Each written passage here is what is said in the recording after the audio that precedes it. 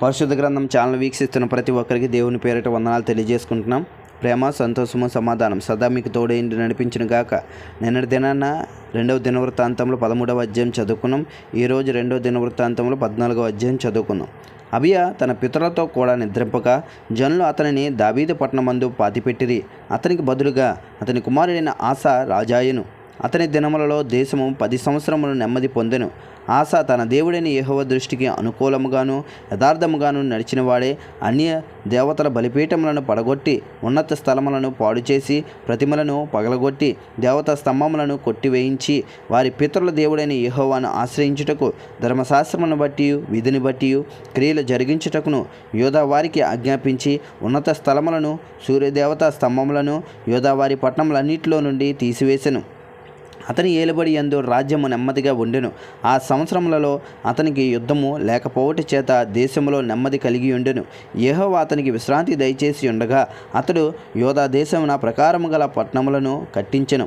అతడు యోధా వారికి ఇలాగ ప్రకటన చేసెను: మన దేవుడైన యెహోవాను మనము ఆశ్రయించినందున ఆయన మన చుట్టూ నెమ్మది కలగజేసి ఉన్నాడు. దేశమందు మనకు నిరభ్యంతరముగా తిరగవచ్చును. మనము ఈ పట్టణములను కట్టించి వాటికి ప్రకారములను గోపురములను గుమ్మములను ద్వారబంధములను అమర్చుదము. కాగా వారు పట్టణములను కట్టి వృద్ధి నొందిరి.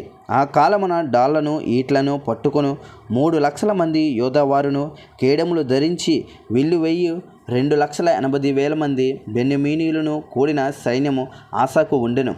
వీరందరూ పరాక్రమశాలులై ఉండిరి. కూషీయుడైన జరాహు వారి మీద దండెత్తి 1,000 సైన్యమును 300 రథములను కూర్చుకొని బయలుదేరి మరేషా వరకు రాగా ఆసా అతనికి ఎదురుబోయెను. వారు మరేషా నొద్ద జపాత అను పల్లపు స్థలమందు పంక్తులు తీర్చి యుద్ధము కలపగా ఆసా తన దేవుడైన యెహోవాకు మొర్రపెట్టి, యెహోవా విస్తారమైన సైన్యముతో చేతిలో ఓడిపోకుండా బలము లేని వారికి సహాయము చేయుటకు నీకన్నా ఎవరునూ లేరు. మా దేవా యెహోవా, మాకు సహాయము చేయుము. నిన్నే నమ్ముకొని ఉన్నాము. నీ నామమును బట్టియే ఈ సైన్యమును ఎదిరించుటకు బయలుదేరి ఉన్నాము. యెహోవా, నీవే మా దేవుడవు.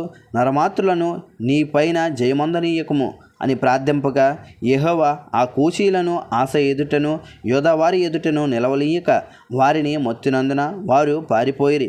ఆసాయు అతనితో కూడానున్న వారును గెరారు వరకు వారిని తరమగా కూషీలు మరలా పంక్తులు తీర్చలేక యెహోవా భయము చేతను ఆయన సైన్యపు భయము చేతను పారిపోయిరి.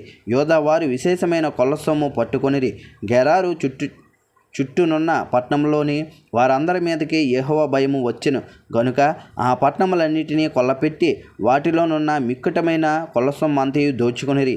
మరియు వారు పశుల శాలలను పడగొట్టి విస్తారమైన గొర్రెలను ఒంట్లను సమకూర్చుకొని యెరూషలేమునకు తిరిగి వచ్చిరి. ఇంతటితో 2వ దినవృత్తాంతంలో 14వ అధ్యాయం పూర్తయింది. రేపటి దినాన 2వ దినవృత్తాంతంలో 15వ అధ్యాయం చదువుకుందాం.